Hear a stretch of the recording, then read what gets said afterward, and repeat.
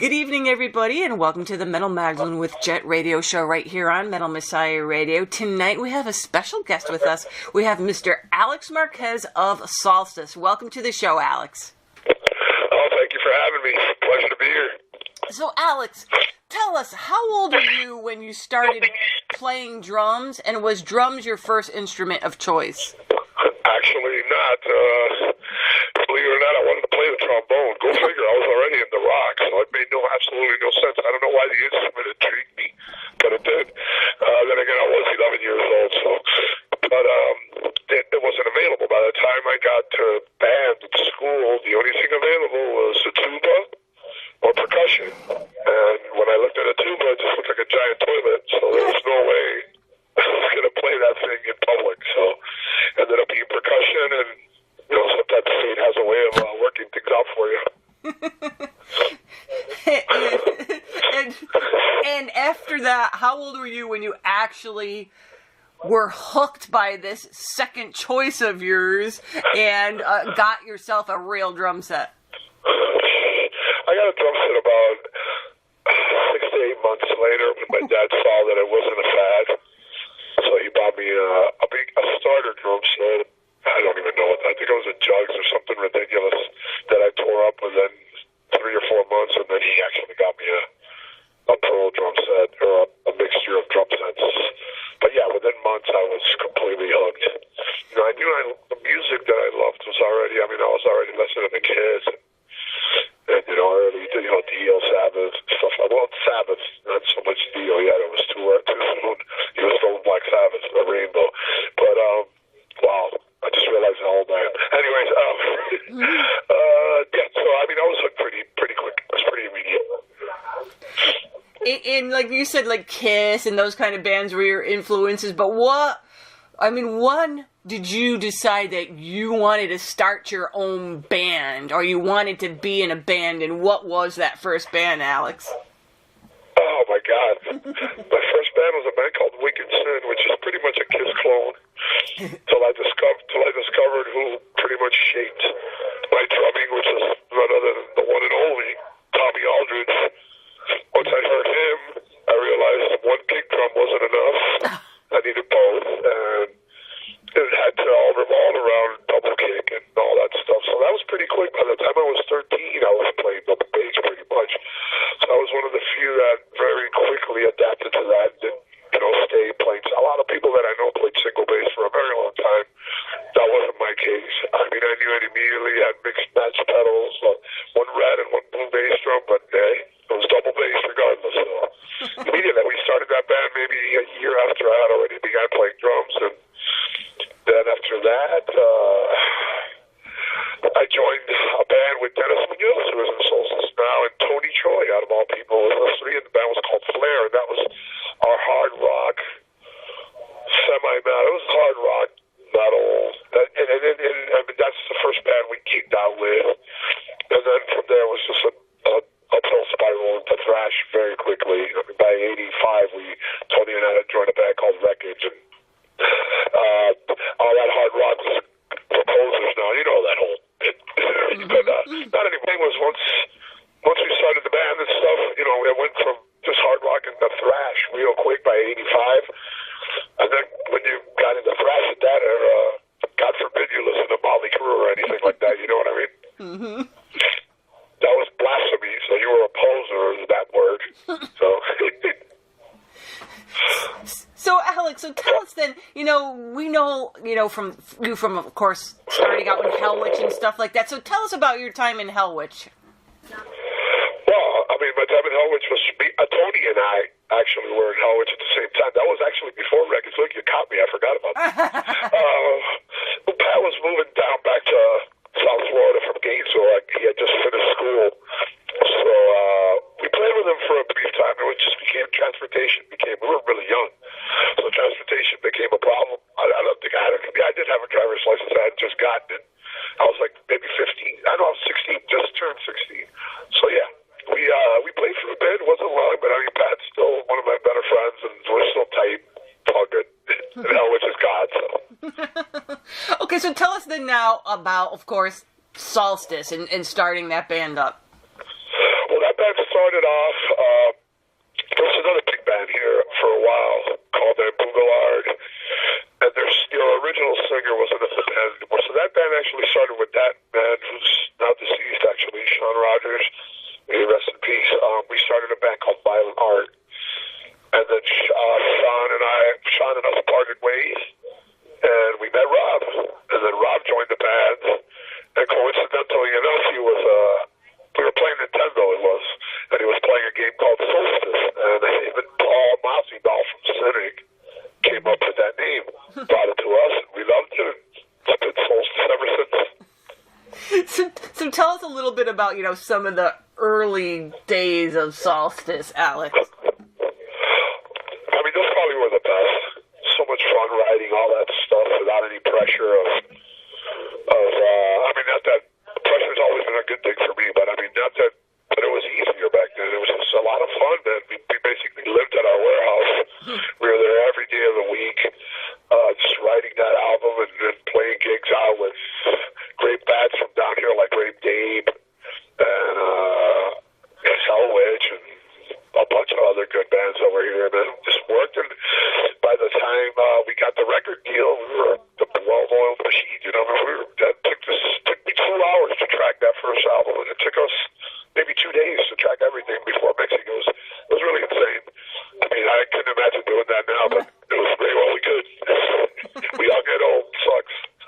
And Alex, you were involved with some other bands as well. A lot of us also know about your involvement with Malevolent Creation. So tell us a little bit about that too, Alex. Well, that was great. I mean, Phil and I had been talking about me joining off and on for quite a few years, and it never panned out. And you know what? It's a good thing because to this day, Ten Commandments is still my favorite album. And without Mark's type of drumming on that album, it wouldn't have been the same. And I love it. And it's, like I said, it's still my favorite album. So after that, the cards aligned, and I was able to join the band. And as a package deal with Barrett, me and Barrett joined the band, and the rest is pretty much history again. Hectic, brutal rehearsal schedule, 7 days a week, nonstop. Took me about 5 hours to do that record, and we were so tight, it was ridiculous. I mean, that's this album is. I mean, I challenge any man to be that tight nowadays. With Pro Tools, there's a lot of cheating going on. I mean, and everybody else. I'm not talking about anyone. I'll start with myself. So it's not the same. You had to really be tight. We were a well-oiled machine, as they say. And now you were involved with a few other bands along the way too. What were some of the other bands that you played in besides Solstice, and what were some of your experiences like with them? Doing the Resurrection album was good. They had gone in there, and I was driving from Tampa to Miami, and I had left my kid to Scott I forgot who it was. I think it was a band called the Mental Magdalene. I'm not sure. Anyways, I was going home, and I got a call from Scott on my way home. Well, I got a call message because there was no cell phones. I got a message when I got home to call Scott. So I did this. Scott's like, you want to come back and do this Resurrection album? The drummer quit. So I went home, took a shower, got in my car, and turned back to Tampa. And we did the rehearsal for about 2.5 weeks, and we did the album. And at that point, we were on a roll. I was playing all the time, and everything came fairly easy, so we did that. And that was a monumental success too for me and my resume. That album was really loved by a lot of people, so it's great for me. And then the Demolition Hammer was another good experience for me. That was totally different. These guys I didn't know at all, and they were great to me. I spent the month up in New York rehearsing with them and writing stuff. And that was I'll never forget that till the day I got those guys to me, a family, and always will be. Derek and Steve, and even James now. It's great guys. Angel, the new drummer now, brothers all. I love those guys, man. They better release something and do something new, or they're going to hear it from me. And now also Thrash or Die. Thrash or Die, yeah. Thrash or Die with Ralph. I've known Ralph for a long time, and he lost pretty much his band on tour. They had a tour, rather. I'm sorry, and he lost his band and asked me to do the tour. And on that same tour, he asked Ryan Taylor to do the tour. And that's how I met Ryan, and that's how you that Ryan loves Solstice and knew everything about the band and how to play the songs and sing them, and that's how the reunion for Solstice came about. We then ended up joining Thrash or Die with Ryan. I brought Josh Gibbs into the band.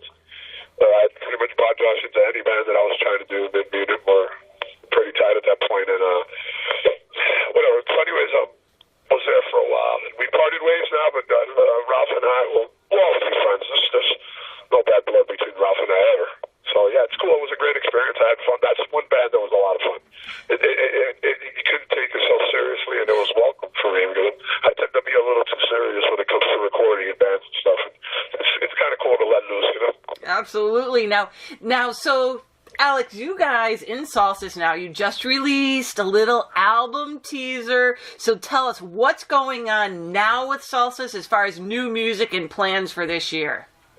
Well, the album's done. New album is done. It's been done. We've been, I guess you get caught up in trying to make it so perfect that you kind of shoot yourself in the foot. This is like the third time we're remixing. We canned a few songs and redid some new songs again, and I think we're finally happy.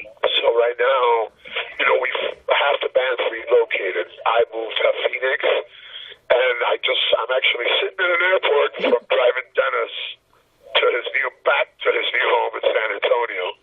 So, as soon as he gets set up, I'm going to come back down here. We're going to finish mixing, and the teaser is pretty close. I think it's going to sound better than that, actually. But, what did you think of the teaser? I'm going to ask you now. I'm going to question you. I'm going to be your interviewer. What did you think about it? Oh, I loved it. As soon as I heard it, I posted it right away, and I loved it. But then I hate freaking teasers because it's such a short little tiny piece that you want to hear the rest of the song. It was kind of hypocritical for me because I was pissed off that Judas Priest just did the same thing to me like a week before, and then Dennis goes on and does this again. I'm like, Jesus Christ. But yeah, it's horrible because now I cannot wait. I won't get started on talking about Judas Priest because that'll be the whole interview. So, yeah, I love that new song and I can't wait for that album. But yeah, same thing. It'll be out soon. It won't be more than a month, maybe. And then we'll release the whole track, and then it'll be out on a label yet to be announced. We're working on that right now, but it'll be out on a label. And Alex, what I also liked about that teaser, too, is that you guys didn't stray from the Solstice path. Sometimes, when you don't hear, an album from a band for a little while, you get a little nervous when they come out with a new one because you're like, all right, what are they freaking doing? Are they thinking about, hey, let's change this up or change that up? I got a little scared, but then when I listened to it, I was so happy to hear that you guys are sticking to that Solstice formula, but it sounded really super heavy, so I'm kind of excited for it. That's very awesome to hear. That's a relief to hear, actually. Well, that's a double-edged sword because that's exactly what made us can a few songs before. Because I think at first we were kind of trying too hard to be that band, like on the first album and stuff. And when we just let loose and come back and just roll it up, it's what came out, and it sounds pretty close to that damn first album anyway. So we just didn't need to try so hard. We just kind of tried a little bit too hard. But now it's good. It flows naturally. It came natural. It wasn't forced. And I think that was one of the biggest things about it, So we're pretty happy right now. We're pretty stoked. As far as shows now with Solstice, are you guys planning on playing any this year? Yeah, this year definitely. We're playing a festival in Chile, and the name escapes me right now. It's February 17th. I know Merciless, the band Merciless is on that, and Frank Blackfire, ex-Sodom and Creator, his band is on that, and an Attacker is on that bill too. And then we're doing some shows in South America after that, a few, with another band from Canada that you got to check out if you haven't, called Warson, already good friends of ours, and we're pretty much going to drag them everywhere with us this year. So big shout out to Matt and them if they hear this. And then we're going to do some U.S. dates in May with them again. We're going to drag them out again. And, I pretty much, I try to do that every year, bring a band. And they were going to go out with us last year, and that all thing went to crap. So kind of old. So they're coming with us, and they're ready to do whatever we want. And then in July, they still haven't announced, but I know we're on the bill, so I'm going to go ahead and say it anyways. I know we're doing Obscene Extreme. Oh, nice. Yeah, I mean, everything's done but them announcing, but I think they're holding back, and maybe my big mouth is going to get me yelled at, but I don't care anymore. And then we're going to do shows around that, like before, leading up to that all over Europe. So it's going to be kind of a busy year, you know, as opposed to not doing absolutely anything last year because I got sick and stuff. But now that I'm back to health, I'm ready to get out and just tear it up and miss the road.